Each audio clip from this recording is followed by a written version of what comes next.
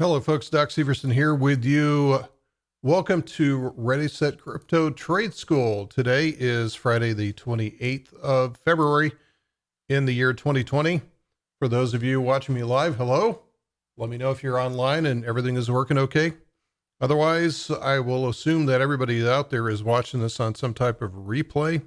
So, welcome regardless of when and where you're watching this.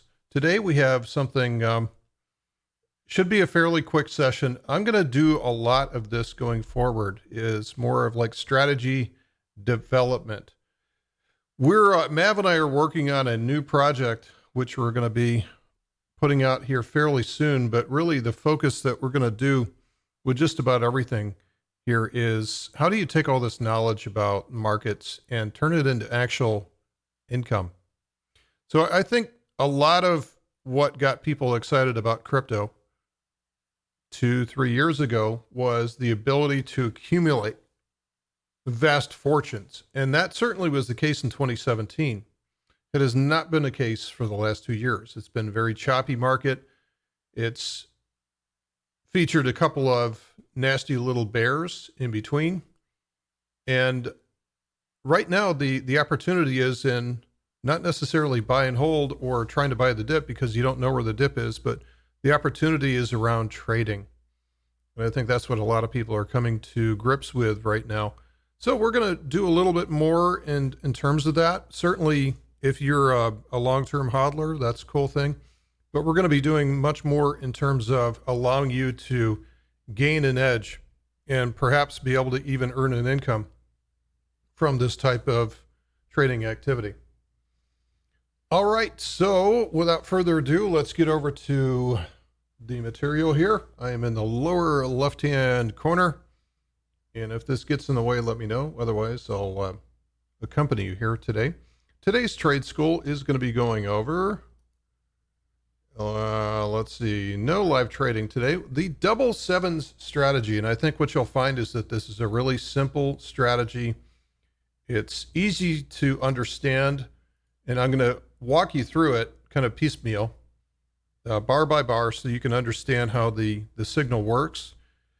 And I think this is a good example of something where it's just, you're going to sit back and look at this and go, it can't be that simple. Where's the indicators?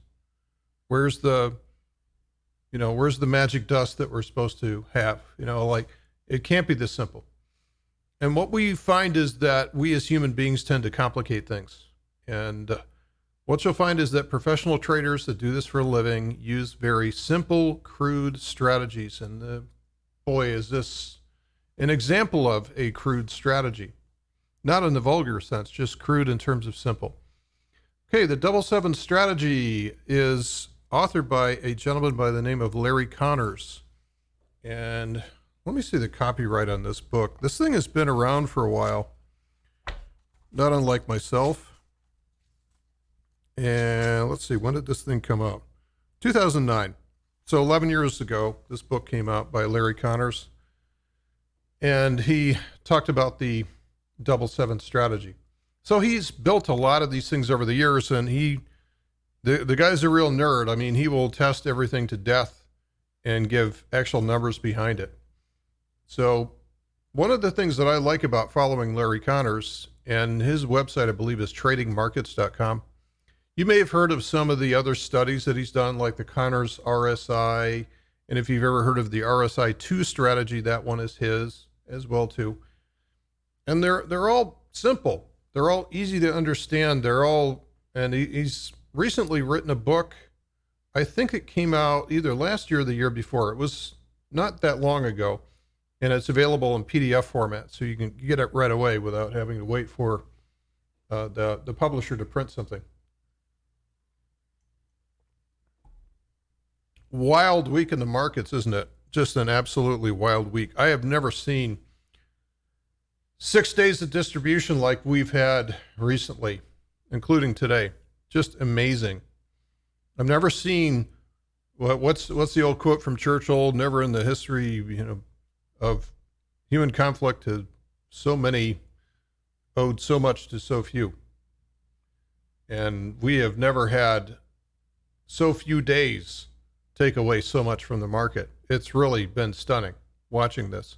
And actually, the crypto market has been fairly, I wouldn't say insulated against it, because as I pointed out recently, like margin calls that affect the $33 trillion equities market will generate a need for cash, and people will sell off any asset at their disposal, including cryptocurrency. Eventually it becomes a hedge, but not right now. Everything gets sold. Even gold and silver are just being thrown out the window right now. So interesting times. May you live in interesting times. Okay, but I digress. Larry Connors, most of his strategies are built for the S&P 500 equity index, but you can just as easily adapt these to just about anything else. And, you know, I would say, like, in my mind, the top 10 cryptos trade no differently than any stock when they're in accumulation. And they're just as hard to trade when they're in distribution. So you can adapt these strategies to just about anything. And with a little bit of coding knowledge, even just a little bit, like I am definitely not a coder. I'm all thumbs, but even I can put something together in this. And you can turn this into a strategy and or send alerts to yourselves. So without further ado, the double sevens rules. The price is above the 200-day simple moving average. So this is very common. You'll see this. The 200-day moving average is out there, and the price has got to be trading above it. That's it.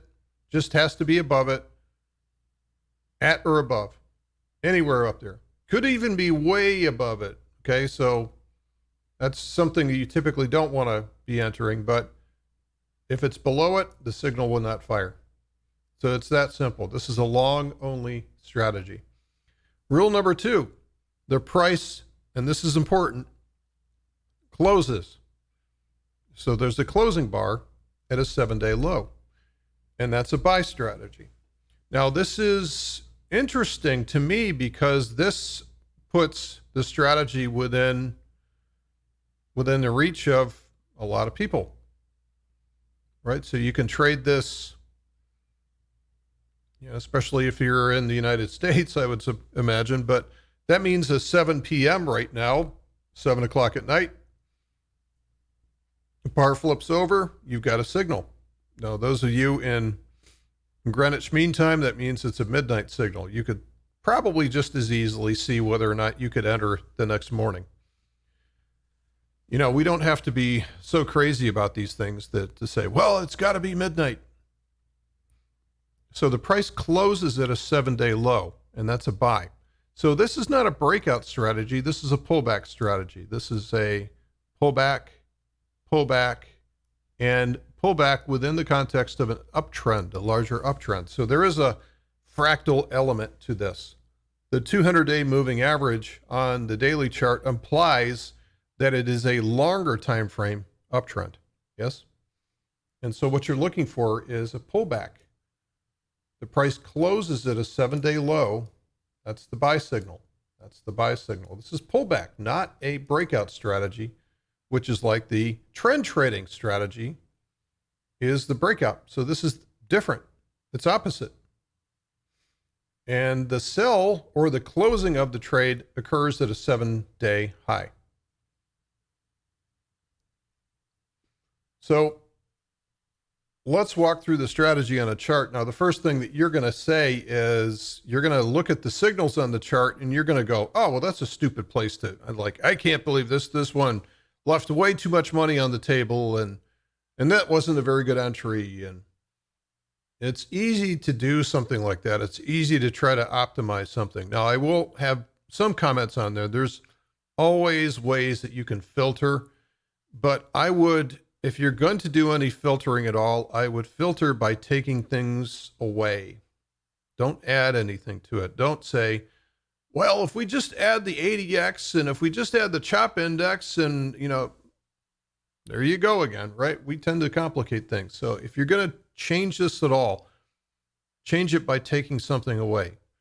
Or say, I'm going to filter based on this condition. I'm not going to enter the trade. So let's go over to Z chart. There we go. And so this is, I've got a strategy that's on here called the double sevens. Now, for those of you that have not played with strategies before, and actually I haven't done much of it myself on TradingView to this point, but this is the zero line. So you can see that the strategy is profitable since the beginning of 2009. Again, this is just back testing. This back testing has got its own issues, right? Because of slippage and with commissions and everything else like that, and friction, and just assuming that you would take every trade. But if you're starting with 130 or $100,000, you're sitting at 131 after all of this. Now you'll notice that here's the equity curve going up. And then we get into, more than likely, this is the initial part of the bear market that started in 2013, 2014. And so this is a lot of non-performance, bringing you all the way back down to zero again. And then here comes the 2015 bull market, and notice the difference there. Whoa, all of a sudden, wow. So most of the gains came during that swing. That should tell you something. So even though that this has got the rule is that no trading above or trading below the 200-day moving average, it still is going to catch you on the wrong side of this when it transitions over to sideways and volatile, which eventually turns into a bear market. And you can see that more than likely this is the period since 2018, the beginning of 2018, where it's been hit and miss. It's been hit and miss. So let's just do this. I'm going to just look at this strategy from the last year or so. So if we just look at this the last year or so, we still have a positive profit factor, not incredibly so. And we have a few trades on the upside. Looks like we caught the breakout on the way up. And then we've been chopping around since that point. As you guys know, it's been, right? So we caught a lot of this, and then we gave back a lot of it over here. And in particular, some of these losses were kind of bad because waiting for the eventual 7-day high can take a long time if you're distributing, if you're moving to the downside. So let's just get rid of this for a second. So I'll walk you through exactly these signals in just a second here, but you can see, like, here's an open, here's a close, here's an open, and here's a close. Nice signal there. Okay. But you're still heading higher. And now things are starting to fall apart. Here's a open, close, not so good. Here's open, here's a close, that's a losing trade. Here's an open, and there's a close, that's another losing trade. Then all of a sudden you're below the 200-day moving average again. So the whole idea here is that we want to be taking these while the price is kind of diverging away and launching away from the moving average. That's kind of the idea. And then if you want to make any changes to this, I would start to step away if the market starts to downtrend. So there is going to be some lag before the 200-day moving average catches up to it and eventually filters out your trades. Now you can see that we've had a couple of trades here since we've been above the 200. There's been one successful trade, and right now this one's not looking so good. There is an open, and right now we're underwater. But I want to get you guys ready for when we do start trading significantly above the 200-day moving average, which will happen in our lifetimes. And it also doesn't have to be just on Bitcoin. It can be on anything. So let's look at some of these signals. Let's walk through this. Let's start maybe. Okay, so what I'm going to do,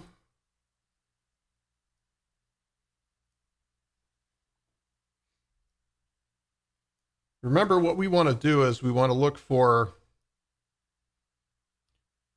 I'm going to bring this red line over here, 7-day closing low, 7-day closing low. And let's do some hard right edge. Okay, so over the last, let's start here. 1, 2, 3, 4, 5, 6, 7. Out of the last 7 days, what was the lowest closing low? Well, it's still over here. So is this candle a new closing low over the last 7 days? No, it's not. So there's no signal. And this is what the program will do. Okay, so here's 1, 2, 3, 4, 5, 6, 7. Out of the last 7 days, where's the closing low? It's still around this area here. Is there an entry? No. Okay, so now we got 1, 2, 3, 4, 5, 6, 7. 7 candles, including the big one. Where's the lowest closing low over those 7 days? It's right here. So is that candle an entry? No. And again, this is the end of day signal. So you would basically, in our world, on the eastern coast of the United States, as the market shuts at 7 o'clock and starts to print the next candle, that would be your decision point. That would be your decision point. Like I said, you can do this if you just do it at the same time every day. So for those of you in the UK, you're going to wake up and say, oops, there was a signal that fired last night. As long as you're entering the same time the next morning, it all evens out. It doesn't matter. Okay, let's go to the next candle. We now have 1, 2, 3, 4, 5, 6, 7. Where's the lowest low during that 7-day sample? It's still here. That's the lowest, not the lowest low, but the lowest closing low. So we don't have an entry yet. Okay, now we got something here. Over the last 1, 2, 3, 4, 5, 6, 7, where's the lowest closing low of those 7 bars? Well, it is right there. And guess what? We've got ourselves a signal. And you can see this on the next day. The next day, you've got a signal entry right there. So this is literally 10 minutes later as the clock flips over from 7 o'clock or midnight GMT, UTC. There's your signal. Now, you're going to look at this and say, well, that is terrible because the price kept going lower. So could you just sit there and hold on to that and wait till the price, inks out a low for the day? Maybe you could. Maybe you could increase your edge on the trade. I don't know. That's something that you're going to have to work through. But technically, the system signal is boom, 7:01 p.m. Next candle starts to print and you just went long. Now, remember what our exit signal is. Our exit signal is a 7-day high. 7-day high. So let's go ahead. Let's see, I don't want that. Let's go ahead and draw a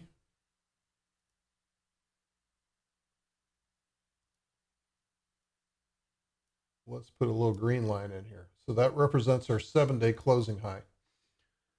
So if we look at this 1, 2, 3, 4, 5, 6, 7, what's our highest closing high over the last 7 days? That's right up there. So that would be our exit right now if we get a closing high that's up there. But again, the time goes on. So now we have the next day. 1, 2, 3, 4, 5, 6, 7. What's the highest closing high? It's still up there. Yeah, we're getting a little bit in the equities market. How about that? All right, next candle. I don't even have to look at this. It's still up there. Next candle. All right, we're getting somewhere. But now let's see. 1, 2, 3, 4, 5, 6, 7. So this is still the highest closing high. So I don't have an exit just yet. 1, 2, 3, 4, 5, 6, 7. That's still my closing high. All right, price is going down now. This is not good. 1, 2, 3, 4, 5, 6, 7. What's my highest closing high? Is right there now. Uh-oh. So if we break above there, we're going to get an exit. And there we go. So 1, 2, 3, 4, 5, 6, 7. Is that the highest closing high? It might be. I don't know. And I'll find out real soon here. I guess it's not. So now this is 1, 2, 3, 4, 5, 6, 7. So our closing high is somewhere around there. If we break above there, and there it is. So now we've just fired the highest closing high. We've got an exit for the signal, so it's marginally profitable. So the next, right as the next candle flips over at 7:01 p.m., you're exiting that trade. You've got a very small profit. And right, so you're going to look at this and say, well, that's not so good. But I think where you do well in this sort of trade is you got stuck in the middle of a consolidation. Where you can do really well is if we run into an actual trend. You got to be in it to win it. So let's start to look for the next 7-day closing low. Each one of these is coming along, right? So there's no closing lows here. We've got a market just ripping higher. Would have been nice to stay in this one a little longer. So that's something you might look at and say, gee, I wish I could have stayed in this one for a little longer. Let's move these up. Okay, so I'm looking for a closing low, and we're not going to see one anytime soon with the market ripping like this. So we're going to wait for the next pullback, and we'll be in position for it. Okay, so here's a big, ugly red candle. Is this a closing low? So let's count back. 1, 2, 3, 4, 5, 6, 7. The closing low is still down here. So no, that's not a signal yet. Let's see what else we got. 1, 2, 3, 4, 5, 6, 7. Here is our closing low is right there. 1, 2, 3, 4, 5, 6, 7. Closing low is still like right there. Okay, not there yet. Okay, now we got something. 1, 2, 3, 4, 5, 6, 7. That looks like a 7-day closing low. Yes? Let's look at this again. Okay. I'm not cheating to looking forward at this. Signal. So 1, 2, 3, 4, 5, 6, 7. That is the lowest closing low of the last 7 candles. So my prediction is that when we flip over and start printing the next candle, you're going to have a long entry right there. And that's where it is. There's a long entry. Is it the lowest of the pullback? No, it's not. So now what we have to do is start looking for a 7-day high. And that's our exit. So 1, 2, 3, 4, 5, 6, 7. Our highest exit high is up here. That would be a nice profit if we got that. Okay, so let's start looking at some of these. All right, so here we go. 1, 2, 3, 4, 5, 6, 7. Our highest closing high is still up here. That's not an exit just yet. So even though the trade is in profit, we entered at 10,800 and it's already up to 12,000. So we're doing well. We're in the black. Let's see if we can get a closing high. Okay, so no, that's 1, 2, 3, 4, 5, 6, 7. Our closing high is still up there. And one more candle. 1, 2, 3, 4, 5, 6, 7. So our closing high is now right there. One, 2, 3, 4, 5, 6, 7. Okay, our closing high is still at 12,000.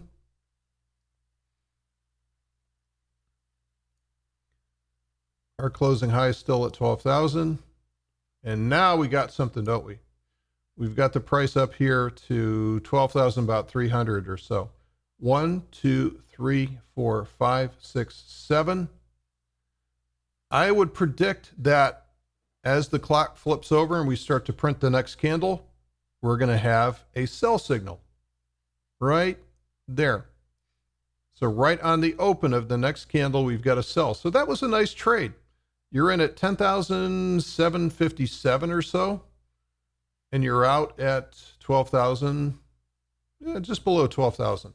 So a nice trade, and it would have been really nice if you'd used either an option or a futures contract. So this is the double sevens. This is the double sevens. It's that simple. And if you use the strategy, let me show you where you can find the strategy as well too. If you go out to just indicators and strategies, if you start looking at the public library, if you just start typing in double, and I believe it's double seven strategy, and just do a single click and boom, it is applied to your chart. Now it's not going to fire off signals. It's not going to alert you. It's not going to send you emails or anything like that. So there has to be some work that you have to do to a strategy to turn it into something that will alert you. But you could actually trade it if you want to. You could, this is crazy, right? You could actually go into trading panel and you could integrate an account through an API to TradeStation or AMP or Oanda or Tradeovate or Forex.com or Gemini in this case, if it's BTC, and they'll take your signals and trade it automatically for you. Woo! So, but I would drive this before you drive anything on an automated fashion like this, I would trade it manually for quite an extended time so you understand what it's doing for you. Okay, so that's the double seven strategy. So again, very simple. Nothing happens until the price is above the 200-day moving average on a closing basis. And then it's good. Then it's looking for 7 days low. It's a pullback strategy. It's pullback, not a breakout. And it's going to sell into a 7-day high, which you hope is going to be a higher high than your entry, but there's no guarantee. So in my experience, the closer that you get to the breakout, the closer at the beginning of the breakout, the better off you are.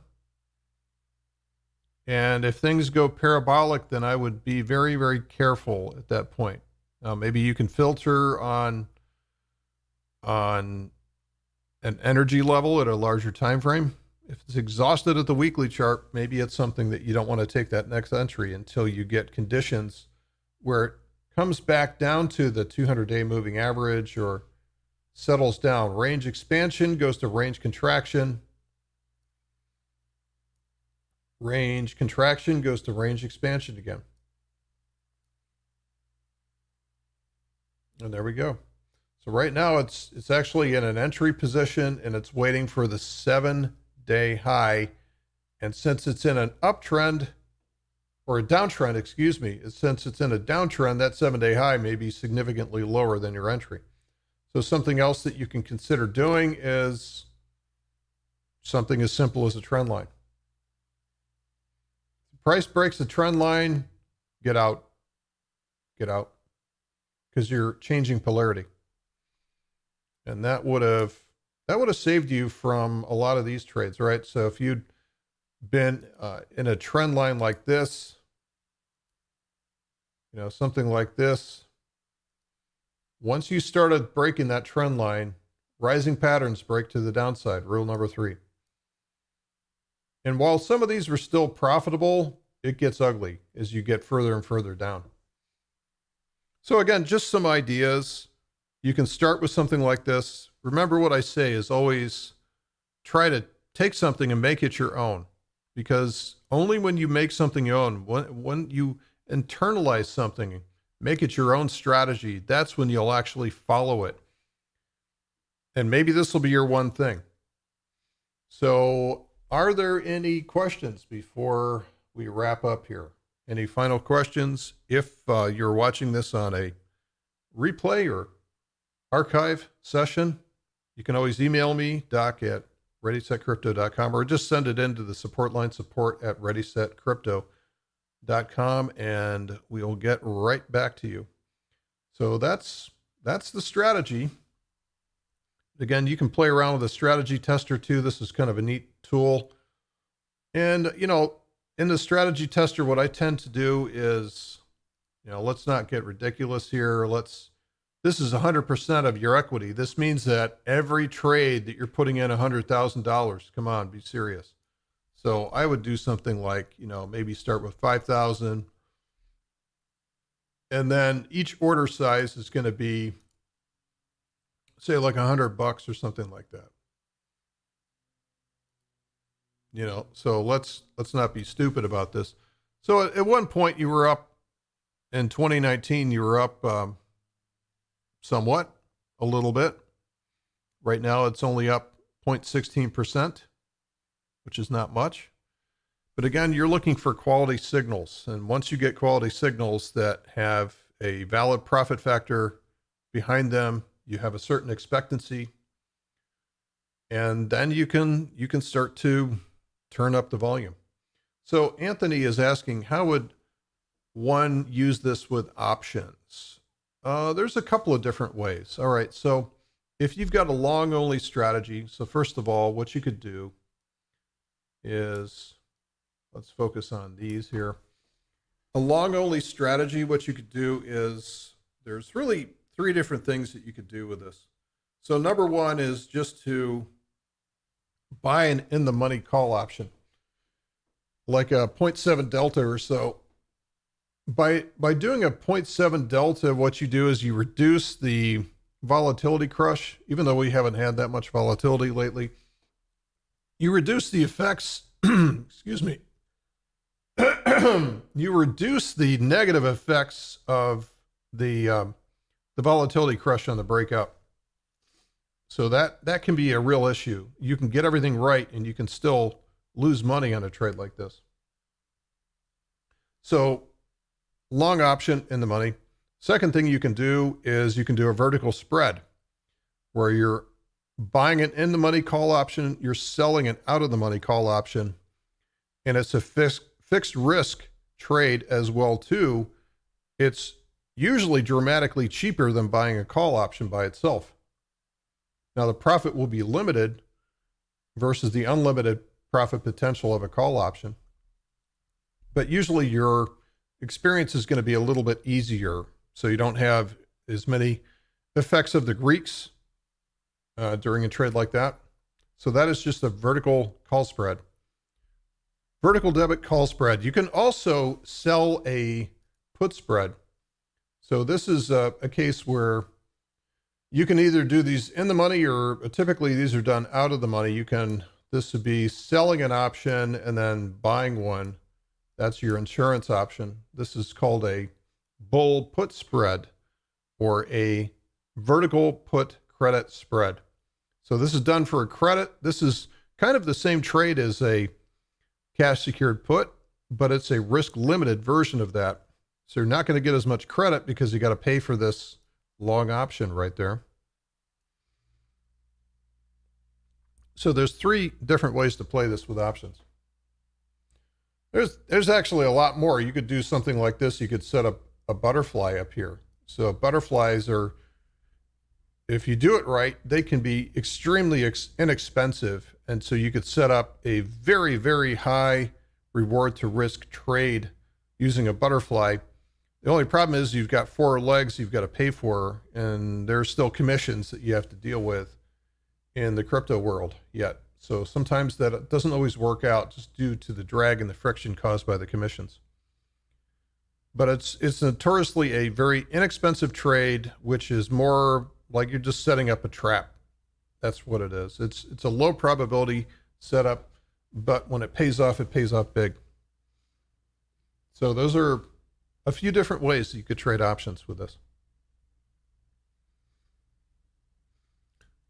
All right, folks, that seems to be it for today. That is the 7 strategy and also a little bit of options. So I'm going to continue doing these. I'm going to continue going through my library and looking for simple strategies. Now, I may actually light this one up at some point, the 7s into the room, so that we're going to throw off some signals into the room, into the community trades room. So 7s, but not on every coin that's out there, probably just a very select few of them. And that's one way that we can also filter, is by selection of the asset.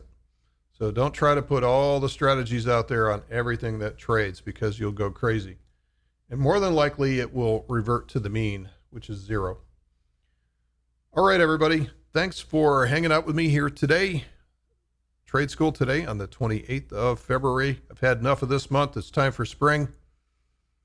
Hope everybody's having a good day, and we will see you soon. Take care, folks.